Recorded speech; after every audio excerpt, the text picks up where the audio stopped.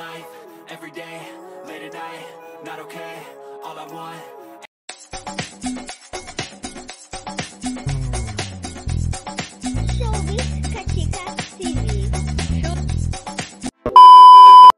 Hello mga kachika! Kahapon nga June 8, 2024 ay nauna na nga si Janela Salvador para sa Kapamilya Kalayaan Caravan na ginanap nga sa Dubai, UAE, na talaga namang super saya nga at tuwa ng ating mga kababayang Pilipino at mga netizens nang makita nga nila si Janela Salvador. At ang iba nga sa mga bata ay tinatawag nga siyang si Valentina at pinanindigan naman ito ni Janela. Ang Kapamilya Kalayaan Caravan nga ay handog ng ABS-CBN Kapamilya at ng TFC Channel para nga sa pasasalamat sa ating mga kababayang Pilipino sa kanilang suporta sa TFC Channel sa Dubai, UAE at hindi nga lang yon maging sa buong Middle East.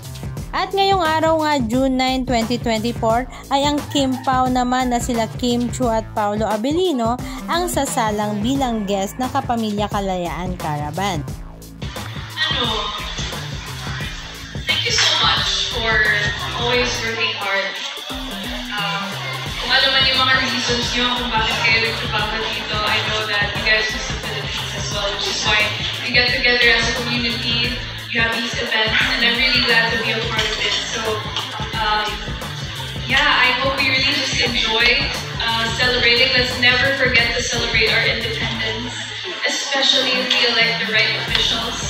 I really think it's important that we celebrate our freedom, our independence.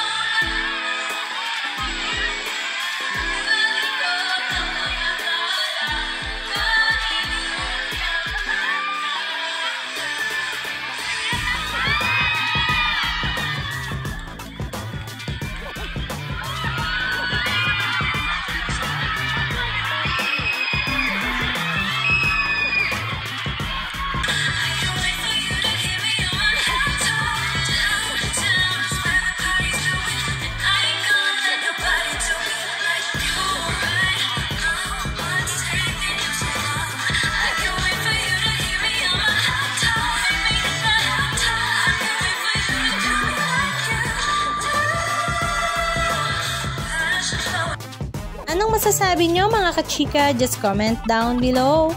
And please don't forget to subscribe. Thank you!